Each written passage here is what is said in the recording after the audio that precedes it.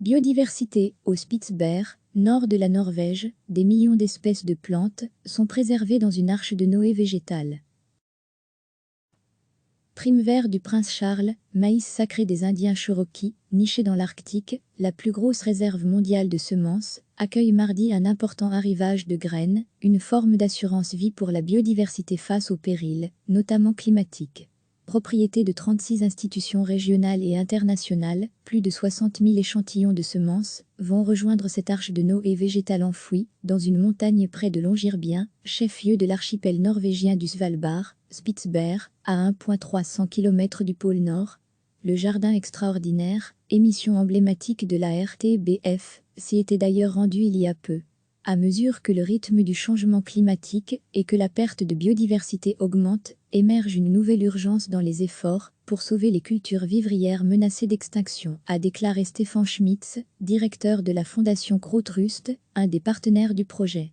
Ultime filet de sécurité pour les quelque 1,700 banques génétiques à travers le monde, la réserve du Svalbard ambitionne de préserver les plantes susceptibles de nourrir une population mondiale croissante sur fond de dérèglement climatique. Dans le lot de graines déposées en fin d'après-midi figurent des cultures de base, comme des pommes de terre des Andes, du blé et du riz, mais aussi des variétés sauvages moins courantes, comme le pommier des bois d'Europe.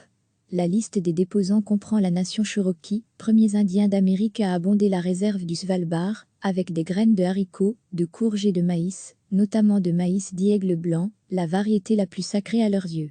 Le prince Charles a, quant à lui, expédié des semences de 27 végétaux sauvages, y compris des primes verts et des orchidées, collectées dans les prés de Highgrove, sa résidence de campagne. Cela s'est avéré être une tâche épuisante et souvent démoralisante de persuader les gens du rôle absolument essentiel joué par toute cette diversité dans le maintien d'écosystèmes dynamiques et sains, a souligné le prince de Galles dans un communiqué. Il est plus urgent que jamais d'agir pour protéger cette diversité avant qu'il ne soit vraiment trop tard, a-t-il ajouté. Le nouvel arrivage portera à 1,05 million le nombre de variétés stockées à une température optimale de -18°C dans 3 alcôves souterraines, qui peuvent en accueillir 4,5 millions.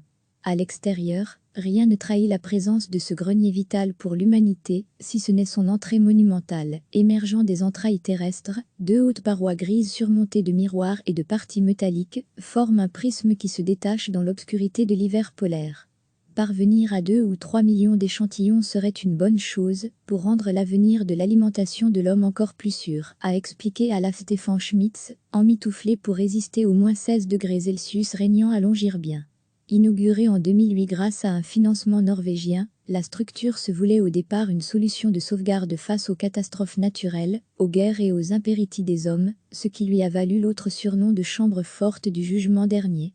Si le message se veut désormais moins alarmiste, l'utilité de la réserve a été crûment mise en lumière par le conflit syrien. Les chercheurs ont ainsi pu y récupérer les doubles de graines disparues dans la destruction de la banque de gènes de la ville d'Alais.